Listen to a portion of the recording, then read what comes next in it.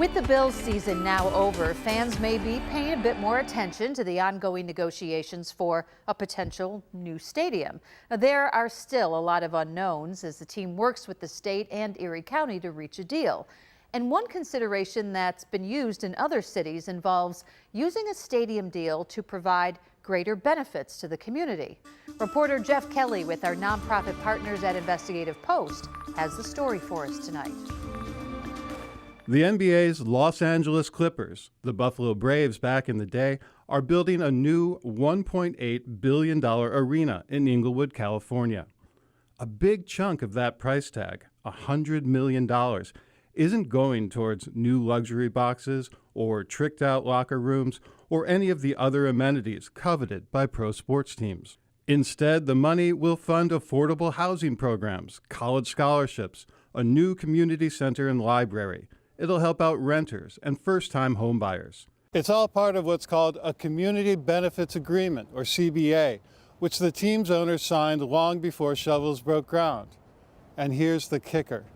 The Clippers didn't ask for and didn't receive public money to build their new home. The chair of the Erie County Legislature says what's good for the Clippers ought to be good for the Bills, who are demanding big subsidies from taxpayers. So if they can, with privately funded investors, prioritize a community benefits agreement, how dare we, using public dollars, not do so? Baskin is circulating a plan outlining what a CBA with the Bills might look like. The provisions include hiring local workers and contractors, paying them a living wage, and giving minority and women-owned businesses a large chunk of the work.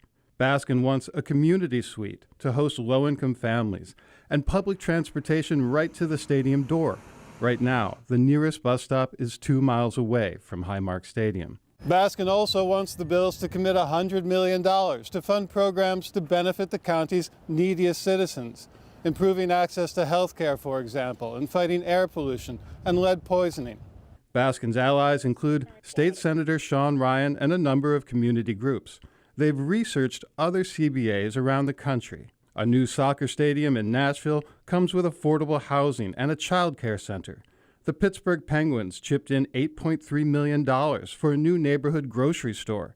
The Atlanta Falcons committed $40 million for parks, a job training center, and affordable housing. And really at the core is this principle that for public investment or public subsidies, surrounding communities should see community benefits return to them. O'Sullivan's group fought for CBAs on publicly funded projects at Canalside and at the Buffalo Niagara Medical Campus.